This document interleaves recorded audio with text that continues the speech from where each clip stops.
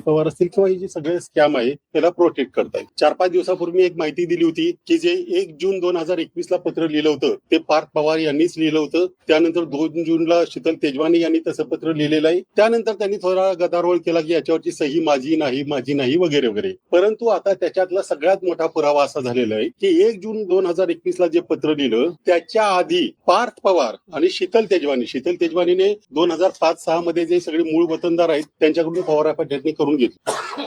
पार्थ पवार आणि शीतल तेजवानीला सगळी power of attorney 25 मे 2021 रोजी शीतल तेजवानीने करून दिलेली आहे. मग 21 म्हणजे तेव्हापासून पार्थ पवार शीतल तेजवानी हे कधीही वेगळे नव्हते. ते दोघं आणि तो अमेडियाचा दिग्विजय पाटील म्हणून हे सगळे मिळून या सगळ्या जमिनी संदर्भात मध्ये व्यवहार करतायत. आणि ही कागदपत्र सगळ्यात महत्वाचा मुद्दा असा आहे ही कागदपत्र आमच्याकडे नाही तर ती शासनाच्या दरबारामध्ये ऑलरेडी आहेत. असं असतानाही राज्याचे महसूल मंत्री असतील गृहमंत्री असतील जी काही समिती नेमली ती समिती असेल त्यांना मात्र याच्यातला पार्थ पवारचा डायरेक्ट कसा संबंध आहे हे सापडलेलं नाही. कसं याचं कारण आहे की त्यांना ते शोधायचं नाही म्हणून सापडलेलं नाही. नाहीतर याचे पुरावे काही वेगळे कुठे आहेत अशातलाही भाग नाहीये. ही जी पॉवर ऑफ अटर्नी आहे शीतल तेजवानी आणि पार्थ पवार याच्यातली ही 25 मे 2021 ला साईन झालेली. त्यानंतर आणखी एक महत्वाचा मुद्दा म्हणजे आता त्यांनी ज्या वेळेला LLP साठी ते लेटर ऑफ इंटेंट साठी पत्र दिलं त्यावेळेलाही एक नोटराइज अग्रीमेंट केलेलं आहे त्यांनी.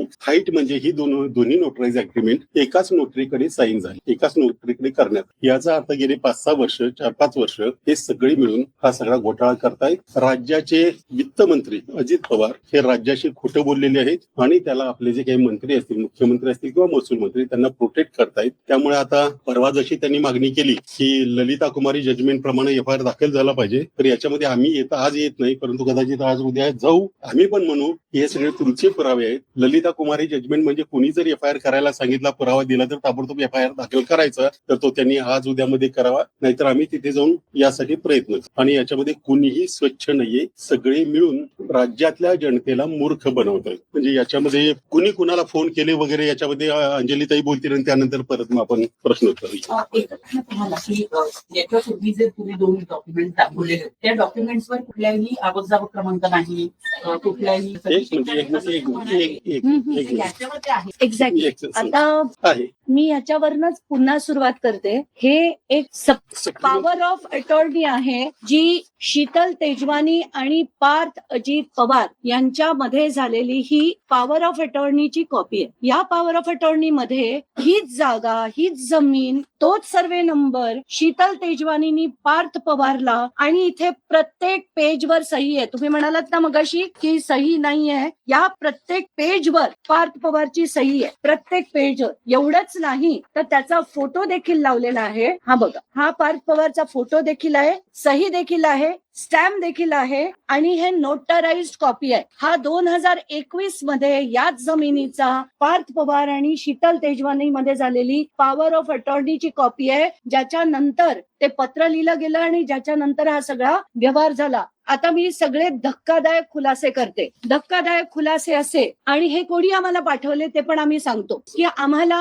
ऍडव्होकेट तृप्ता ठाकूर ज्या दिग्विजय पाटलांच्या आणि शीतल तेजवानींच्या दोघांचीही ऍडव्होकेट ज्या ऍडव्होकेट तृप्ता ठाकूर आहेत त्यांनी मला व्हॉट्सअपवर आणि मी यांना ताबडतोब ते फॉरवर्ड केलं की त्यांनाही आली. तर ही फॅक्ट आहे की त्या बाईंना बहुतेक राग येत असावा की मला आणि शीतल तेजवानीला त्रास दिला जातोय पण बहुधा पार्थ पवारला कुठेही कोणी देत नाहीये म्हणून तिने सगळेच्या सगळे 71 पानाचे डिटेल्स आम्हाला पाठवलेत आणि त्याच्यापैकी हॉरेबल धक्कादायक असे खुलासे आहेत. एक म्हणजे पहिलं नाव आहे Shri Santosh Hingde collector of stamp department of registration and stamp यांच्यातलं आणि तृप्ता ठाकूर मध्ये झालेलं सगळंच्या सगळं कॉन्व्हर्सेशन सुरुवातीपासून म्हणजे त्यांना जे ऍडज्युडिकेशन करून देण्याच्या आधीपासून हे हिंगडे आणि शीतल तृप्ता ठाकूर मध्ये सगळं कॉन्व्हर्सेशन आहे आणि त्याच्यात ते म्हणतात डॉक्युमेंट्सला जे लावणार आहात ते सर्व जोडा बाकीचा फाईल सोबत द्या. म्हणजे त्यांनी ते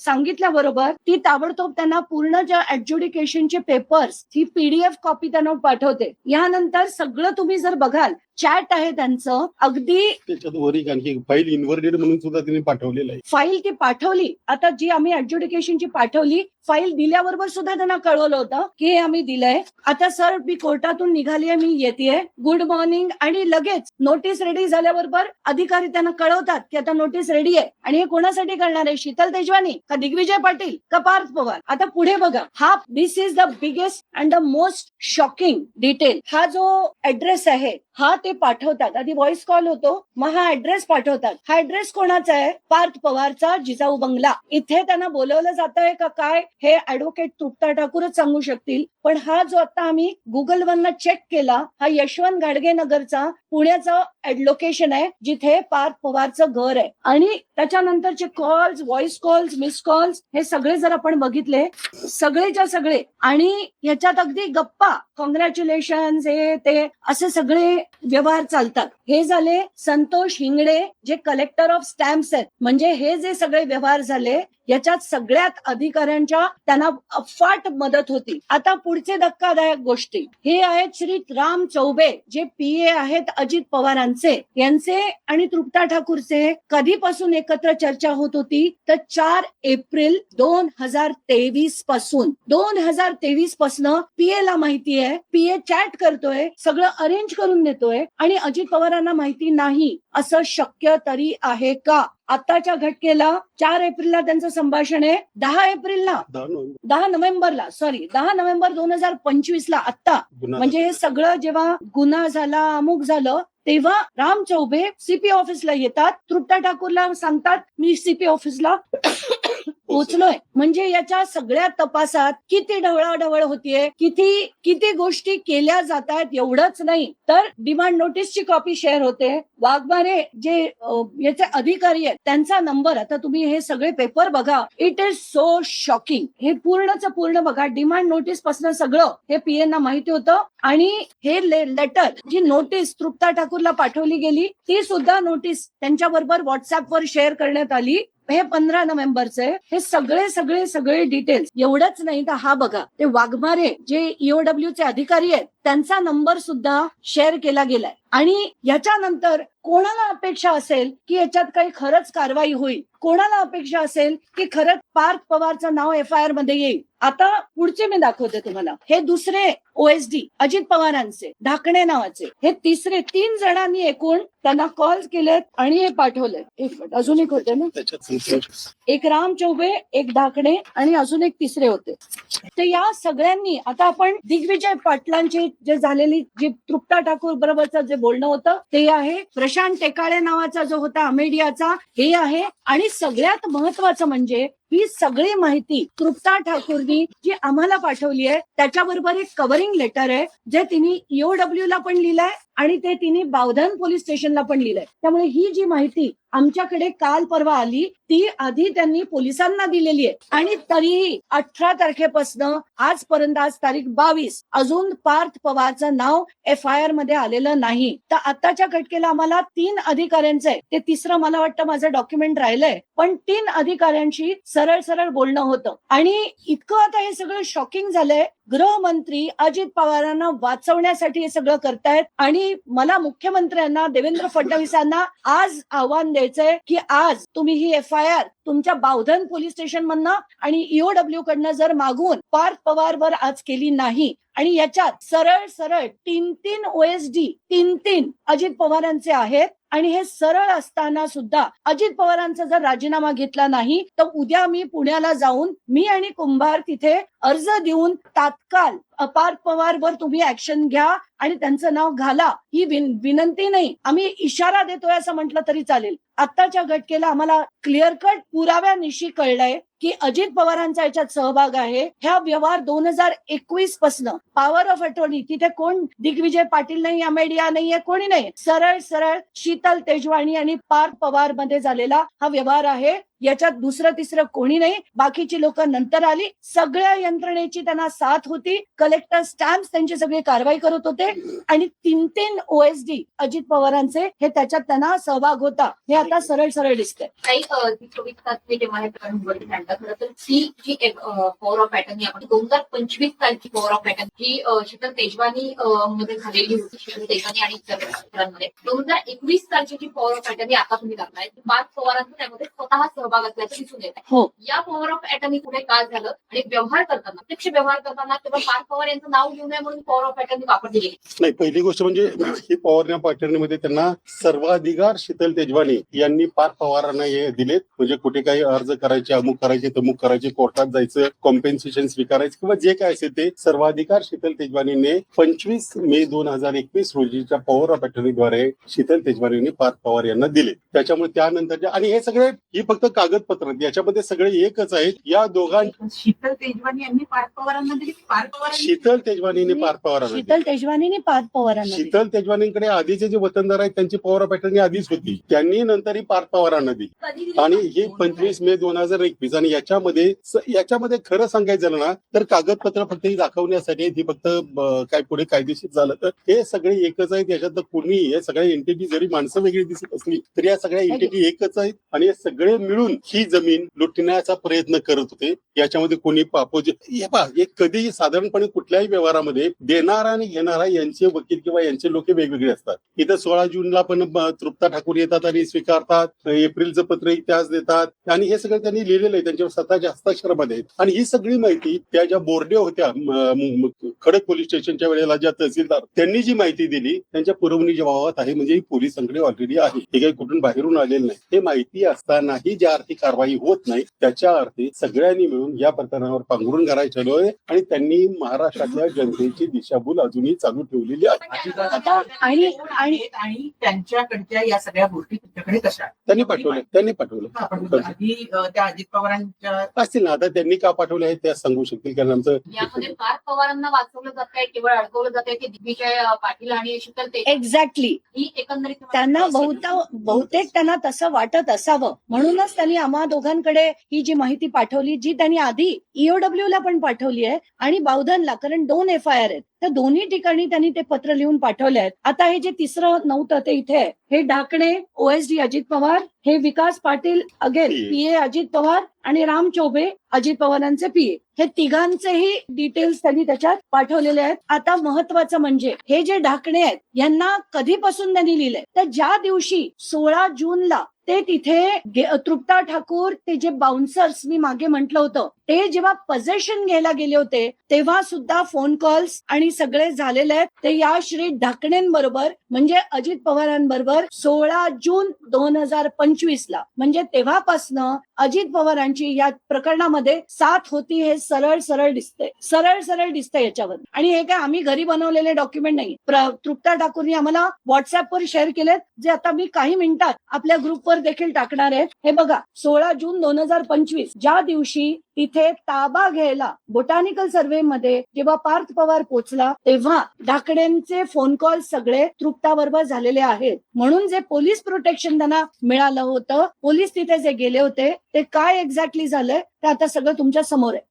आणि याच्यात सरळ मी तर थेट आरोप करते, मी कधी साधं पण बोलत नाही. अजित पवारांची मदत होती, 3 PA त्यांच्यासाठी काम करत होते आणि अधिकाऱ्यांना सुद्धा जर ते लोकेशनवर बोलवण्याची ताकद जर एक ऍडव्होकेट तृप्ता ठाकूरकडे आहे, लोकेशन पाठवून जिजाऊ बंगल्यामध्ये जर तृप्ता ठाकूरनी संतोष हिंगणे म्हणजे कलेक्टरांना तो पत्ता पाठवला, शॉकिंग आहे. सगळी जी ट्रान्झॅक्शन की बाबा आम्ही दिलं, आम्ही आता फाईल पुटअप केली, फाईल सबमिट झालेली आहे, त्यांनी सांगितलं ओके आमची नोटीस रेडी आहे, हे सगळं जे त्यांचा जो बोलण्याचं हे चाललंय त्याच्यावरनं क्लिअर कट हे सगळे एकत्र होते. त्याच्यात फक्त शीतल आणि यांना सिंगल आउट केलं जात आहे. पार्थ पवार आणि अजित पवारांचा रोल त्याच्यात खूप मोठा आहे. आणि आता देवेंद्र फडणवीसांनी आता जर कारवाई केली नाही तर जे पिटिशन मी करणार आहे त्याच्यात त्यांना सुद्धा एक पत्र आता आम्ही दोघं मिळून देवेंद्र फडणवीसांना देऊ आणि त्याच्यानंतर FIR करायला पुण्याला जाऊ. तिथे जर ती FIR केली गेली नाही तर आमच्या पिटिशन मध्ये पिटिशनर त्याच्यात पहिले respondent number 1 will be Devendra Fadnavis, chief minister of Maharashtra. Next Devendra Fadnavis as home minister of Maharashtra आणि बाकीचे सगळे असते. ज्या वेळेस अजितदादांना प्रश्न विचारण्यात आले, मग तो पत्र व्यवहार असेल, अनेक गोष्टी असतात, त्या म्हणतात त्याबद्दल मला माहित नाही. आज तुम्ही सांगता की त्यांचे 2 OSD आणि 1 PA यांच्याबरोबर त्यांचे चॅट होते, म्हणजे तरी देखील अजितदादा म्हणतात की मला माहित नाही. नाही, ते काही खरं थोडीच सांगणार आहेत. अजित पवार काही संत नाही आहेत की येऊन सांगतील बाबा मीच केलेलं आहे, ते माझ्या माहितीत सगळं होतं, माझ्या पीएननी त्यांना मदत केली. कधीच म्हणणार नाहीयेत ते सरळ सरळ असंच म्हणतील की मला माहित नाही. आधी म्हणाले होते थोडंसं माझ्या कानावर होतं, नंतर म्हणतात मला काहीच माहित नाही त्यातलं. त्याच्यातनं लोकांनी समजून जावं त्यांना काय म्हणायचं. याच्यातला पवारांचे 3 अधिकारी 3 आतापर्यंत आताच्या घटकेला अजित पवारांच्या ऑफिसचे 3 अधिकारी थेट सामील होते. एक 2023 पासून आणि 2 2025 मध्ये. त्यात एक मला वाटतं 16 जूनच्या आसपास आणि एक त्याच्यानंतर. म्हणजे जी चौकशी चालली आहे त्याच्यात सगळीकडे सीपी लेवलला, लोअर लेवलला, आयोकडे सगळी त्यांची सिस्टम बसून त्यांनी सगळं मॅनेज करण्याचा प्रयत्न केला. सांगितलं. मी परत एकदा दाखवते. श्री ढाकणे OSD अजित पवार त्यांचा नंबर आहे. श्री राम चौबे PA अजित पवार, हे श्री संतोष हिंगणे जे कलेक्टर आहेत ते, आणि विकास पवार जे विकास पाटील जे PA आहेत अजित पवारांचे. हे तिन्ही अधिकारी जे अजित पवारांबरोबर आहे. या सगळ्यांना माहिती आणि अजित पवारांना माहिती नाही म्हणजे कमालच करतात अजित पवार. मुलगा 300 कोटीची जमीन घेतो माहित नाही, अधिकारी एवढ्याले त्याला मदत करतात यांना माहित नाही. करतात काय अजित पवार सकाळी 6 वाजता उठून. एक महत्त्वाचा प्रश्न आहे की आता जी पॉवर ऑफ अटर्नी तुम्ही दाखवलेली आहे 2021 ही कोणत्या विभागाकडे आहे चौकशी त्यांच्या सुरू आहे? म्हणजे चौकशी समिती आहे, EOW कडे आहे, पोलिसांकडे, कोणाकोणाकडे ही पॉवर ऑफ अटर्नी? हे पहा ज्यावेळेस समिती नेमली पहिली खारगेंची, नंतर मग IGRT वगैरे आणि पोलीस FIR झाला, त्यावेळेला त्या कबुली जबाबमध्ये स्पष्ट लिहिलंय की 2 जूनचं पत्र आहे. 2 जूनचं पत्र जर शोधलं असतं तरी पॉवर ऑफ अटर्नी सुद्धा मिळाली. हे आता त्यांच्या रेकॉर्डला त्या बाईंनी पाठवलंय, तृप्ता ठाकूरनी. म्हणजे अजूनही ते नाही म्हणत असतील तर मग याच्यापेक्षा म्हणजे डिपार्टमेंट जर असं खोटं बोलत असेल तर आम्हाला काही म्हणायचं नाही. परंतु हे सगळ्या डिपार्टमेंटला असली पाहिजे आणि जे आम्हाला सापडतं ते त्यांना न सगळ्यांनी, म्हणजे आता मंत्र्यांनी iPad घेतलेत, म्हणजे एका सेकंदाचं काम आहे खरं तर हे सगळं शोधायचं झालं तर. पण ते तुम्ही पुरावे द्या असं कोण का म्हणताय मला कळत नाही. तुम्ही ते मला कशी म्हणालात. आपली अशी अपेक्षा आहे का की कुणी येईल आणि मी अमुक केलेली आहे असं म्हणेल? असं म्हणणार नाही. त्यांनी तेच म्हणायचंय. परंतु ते राज्याचे वित्तमंत्री आहेत. खरं तर हे सोडून द्या, त्या पारचे वडील आहेत. वित्तमंत्री म्हणून राज्यातला एक मोठा घोटाळा त्यांच्या घराशी किंवा कुणाशी निगडीत आहे. त्यांनी सुरुवातीला म्हणायला पाहिजे होतं की ह्याचे सगळ्याची चौकशी करून दोषींवर कारवाई करू. त्याच्याऐवजी मला माहितीच नाही, माझ्या मुलाचा काही संबंधच नाही, ते कुणी केलंय माहिती नाही, डॉक्युमेंट कुणाकडे आहे, ते रद्द झालं, देवाणघेवाण झालीच नाही, देवाणघेवाण झाली नाही याच्यामध्ये सगळा घोटाळा लपलेला आहे. ते अधिकाऱ्यांवर ढकलतात. ते म्हणतात अधिकाऱ्यांनी आम्हाला. हे अगदी बरोबर आहे त्यांचं. हे आता अधिकाऱ्यांनी लक्षात घेतलं पाहिजे की अशा मंत्र्यांचं ऐकायचं किती. याच्यासाठी जी आपली यंत्रणा आहे ती अधिकाऱ्यांनी मंत्र्यांनी एकमेकावर अंकुश ठेवण्यासाठी आहे. परंतु त्या अधिकाऱ्यांना यांनी सामूहिक करून घेतलंय. आणि म्हणूनच मी नेहमी म्हणतो की या अधिकाऱ्यांच्या ज्या बदल्या आहेत त्या बदल्या नियमाप्रमाणे व्हायला हव्यात. हे सगळे अधिकारी जे मर्जीतले अधिकारी त्यातल्या राज्यातले किंवा त्या विभागातले दबंग राजकारणी आहेत, त्यांच्या मर्जीने तिथे वर्षानुवर्ष ठेवले जातात. त्याचाच हा परिणाम. संतोष ढाकणेचा किती समावेश आहे? कारण की ते मुद्रांक जिल्हाधिकारी आहेत, सर्वात महत्वाचा अधिकारी आहेत या प्रकरणामध्ये. सहभाग त्यांचा पूर्ण आहे. पूर्ण व्हॉइस त्यांचं जे चॅट झालेलं आहे, व्हॉइस कॉल झालेले आहेत, किती मिनिटाचे आहेत, किती सेकंदाचे आहेत, ते सगळे त्या पूर्णच्या पूर्ण डिटेल्स मी आता त्या ग्रुपवर मला आलेला पूर्ण मेसेज मी तुम्हाला पाठवते. आता तुम्ही जो प्रश्न विचारला होता तृप्ता ठाकूरचा, त्यांना या जी गेलेली पत्र होती ही 2 पत्र चौकशीसाठी हजर व्हा म्हणून त्यांना पाठवण्यात आली. त्याच्यावर त्यांनी लिहिलेलं उत्तर आणि त्याच्याबरोबरचे सगळे अनेक्शन्स जे आज आम्ही दाखवले ते सगळे 18 तारखेला EOW ला गेले होते आणि 20 तारखेला बावधन पोलीस स्टेशनला त्यांनी कळवले होते. आज तारीख 22.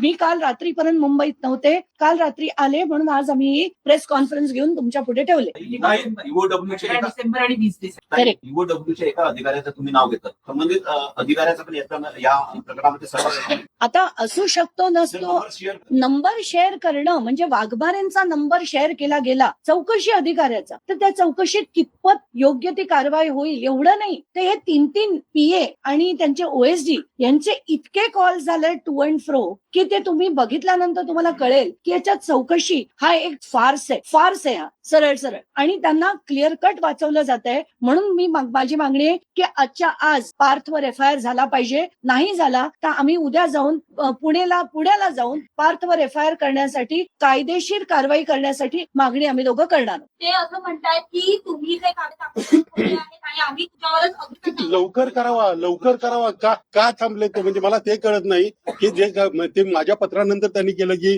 काय ते कुठल्या एका जजमेंटचा उल्लेख देऊन की FIR केला पाहिजे. मी त्याच्या दुसऱ्या दिवशी त्याचे स्वागत केलेलं आहे. 100 कोटीचा दावा करताय 200चा करा, म्हणजे लवकर जर काही झालं माझ्यावर ते म्हणजे माझ्याकडून तेवढे पैसे हे मलाही कळेल. आणि FIR त्यांनी तातडीने करावा, आमच्यावर करावा, काहीही हरकत नाही. फक्त जो न्याय आम्हाला असेल तो सगळ्यांनाच असला पाहिजे. आधी ते आरोपी आहेत त्यांच्यावर आम्ही जे आरोप लावले त्याचा व्यवस्थित खुलासा करा. ही कागदपत्र खोटी आहेत असं या सगळ्या अधिकाऱ्यांना बोलवा, प्रेसच्या समोर आणा आणि आम्ही सिद्ध करून दाखवतो. आणि महाराष्ट्रातला भ्रष्टाचार कमी करण्यासाठी आम्ही जे दोघं वेड्यासारखे लढतोय, जर आम्हाला एवढं लढून हा भ्रष्टाचार मिटवण्यासाठी जर आमच्यावर FIR होणार असेल तर त्याचं आम्ही नक्कीच दोघं जण स्वागत करतो. पार्थ पवार यांनी अनेक ठिकाणी असं म्हटलेलं आहे की त्या सह्या त्यांच्या नाहीत, त्यांच्या या एका पत्रावरची. अहो मॅडम, एक साधी गोष्ट आहे, म्हणजे आता खरं तर याचा खुलासा द्यावा एवढंही हे महत्वाचं नाही. त्यावेळचे नोटरी त्या नोटरीमध्ये नाव आहे, यावेळचे नोटरी म्हणजे LOI साठी जे दिलं त्याच्यामध्ये ऍफिडेव्हिट केलं, अग्रीमेंट केलं, ते दोन्ही नोटरी सेम असतात.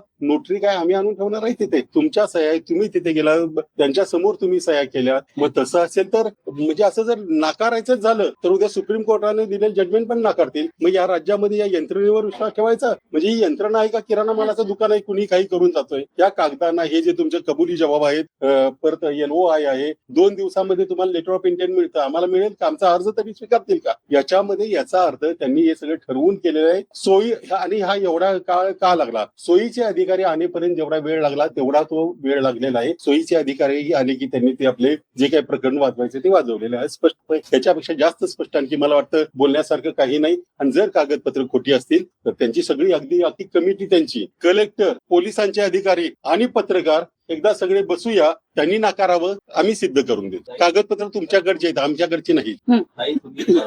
तुम्ही महसूल अधिकाऱ्याचा उल्लेख केलेला होता. मुळात महसूल मंत्री चंद्रशेखर बावनकुळे त्यांचाही तुम्ही भेट घेतलेली आहे. या प्रकरणात परत कागदपत्र सादर करणारा चौकशी समोर बिलकुल. मी कालच खारगेंशी बोलले आणि त्यांची मी विनंती केली होती बावनकुळेंना पण की मला लवकरात लवकर 3रं हिअरिंग त्यांच्या पुढे देण्यात यावं. तर त्यांनी मान्य केलंय आणि ते याच आठवड्यात बहुतेक गुरुवारी मला पुन्हा एकदा खारगे समिती पुढे हे सगळे कागदपत्र सुद्धा द्यायची आणि मी देणार. महायुती सरकार स्थापन झाल्यापासून मुख्यमंत्री कार्यालयाचा वॉच सगळ्या मंत्र्यांवर, अजितदादांवर किंवा त्यांच्या घरच्यांवर नाही असं काही. म्हणजे OSD पण काही जणांची नेमणूक पण नाही झाली, शयन दिसते मॅम. पण तरी हा एवढा मोठा नाही. आता ते मुख्यमंत्र्यांनी त्याचं उत्तर दिलं पाहिजे, आम्ही कसं देणार? सर्वोच्च न्यायालयाने दिलासा दिलाय आणि त्यांची आमदारकी पण आता रद्द होणार आणि शिक्षेला रद्द केलंय. हे कधी झालं? नाही, शिक्षेला झाली आहे पण आमदारकी पण राहणार असेल. सुप्रीम कोर्टात शिक्षेला स्थगिती दिली असेल. सुप्रीम कोर्टामध्ये त्यांना दिलासा दिलाय, त्यांच्या शिक्षेला स्थगिती दिली आहे आणि आमदार म्हणून ते अपात्र ठरवलं जाणार नाही आणि त्याबाबत आज ते राज्य सरकारला तशी नोटीस देखील जारी करतात. आनंद आहे.